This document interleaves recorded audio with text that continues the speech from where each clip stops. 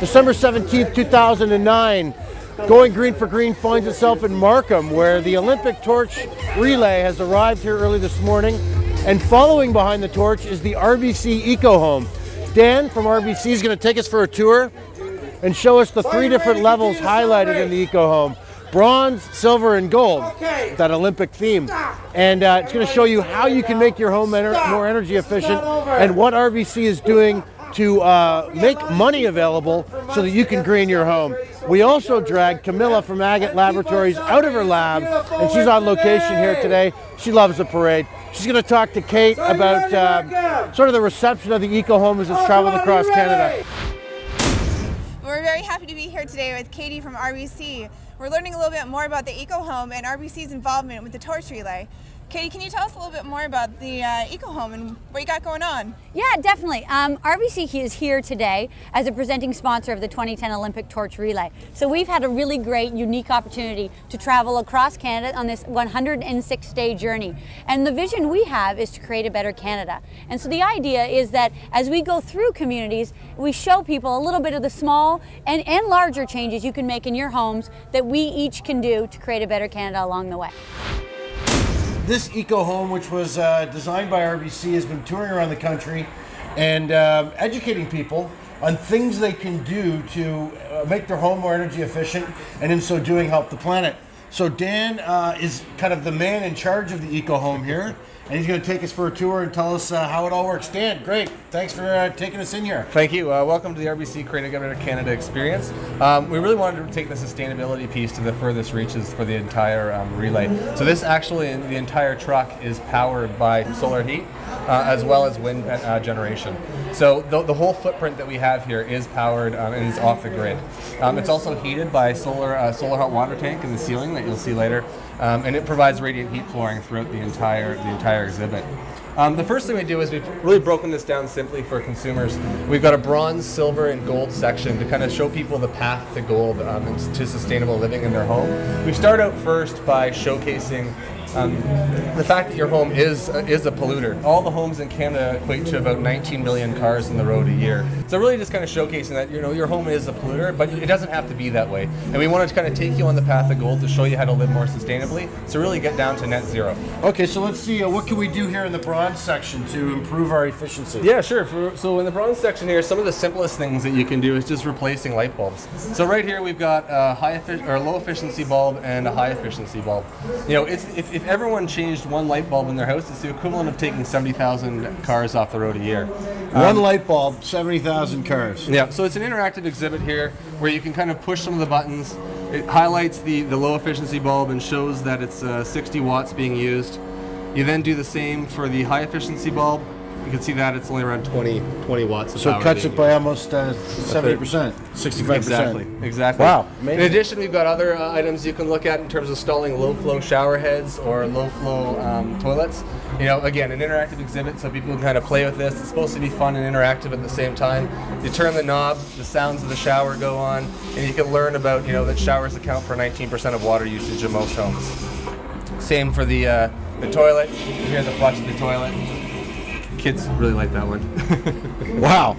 So 90% of water usage in most homes. A low flow shower head uses up to 70% less water. Amazing. Absolutely. Amazing. Absolutely. So when you're coming through the bronze section here, are you finding people really warm to it and open to it? Yeah, it was a great way to get it started because, people are doing these things today. The environmental movement is really popular now. Yes. People are getting on, as I'm sure you're aware of. And people, this is a nice way to kind of warm people up to the whole living sustainable mentality. Right. Okay, well, so let's see silver. Let's see what we can do in silver. Absolutely. So silver is kind of things that require a little bit more investment and a little bit more thought. And obviously right. RBC is here to help with that. Some of the things you can do are windows. Windows are a huge loss of heat in your home. So this here is an old single pane inefficient window that you find in a lot of homes today. And this is a triple pane Energy Star window. Again, this is just a simple radiometer. There's a light that heats it up from behind. You can push on the two exhibits. You'll notice that there's more heat escaping through this window. The radiometer's moving quicker. And so the radiometer, I'm not that bright, Dan. You got to go easy on me. So the radiometer, this tells us how much heat is going out the window. Absolutely. These engineers never cease to amaze me.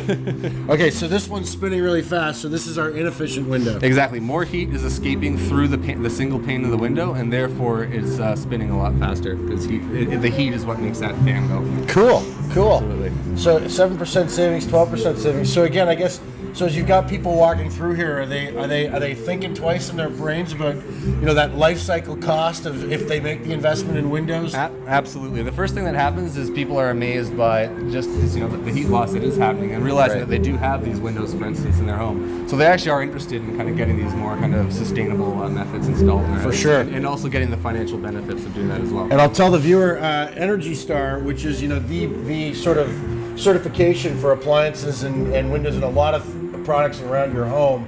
We're going to be doing a whole episode on Energy Star products and basically brand names that you can count on to be energy efficient. Anyway, so all right, so what else can we do in silver before we move to gold? Yeah, I think another piece that would be interesting to show you is just the stuff that's hiding behind the foundation of your house. Behind the walls, you know, this is a traditional drain pipe that now has a heat recovery system on it.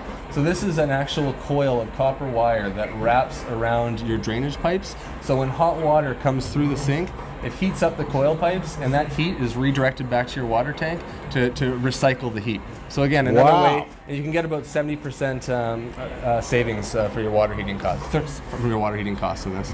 Unbelievable. So that's a great, and then the tankless hot water system. Again, if you are looking to get a new water heating system, you can get rid of the old-fashioned system and go to tankless. And again, tankless is kind of heat on the moment, heat when you need it. Right. To minimize wastage. Amazing, amazing. Absolutely. Okay, and I mean, you know, again, for the viewer, like it or not, the price of energy is going to go up, and you got to start doing what you can around your house to cut your energy usage and become more efficient. So we are now moving into the gold section. Dan, give us the. So this is the gold medal of efficiency. It is the gold medal of efficiency. Essentially here, it's really moving into things that require a lot of financial planning. So it is, you know, it's wind power, it's solar power on your roof. It's geothermal heating. Geothermal is when essentially they use the heating and cooling of the earth, right, to kind of warm and cool your house. And two large pipes are installed deep down into your land, and the natural heating and cooling of the earth is brought into your home. Wow. Another big piece as well is and just again, so how much would this power a windmill this size? A windmill That's what you've got on the roof here, right? It's actually what we have on the roof right now. Yeah, absolutely. It ranges because it depends on how much wind you get in your area, so it fluctuates. Sure. But you know, the wind alone can definitely offset. It can't. One of those could not power your entire house. Right. But combined with some solar power, absolutely. There's absolutely no problem. And what? So what will this generate here? Like, what do you run off of are you charging batteries? Yeah, absolutely. So you're charging batteries with this on the roof here? Exactly. So we have 12 battery banks inside this truck. Right. That all the solar and all the wind power generates to power that.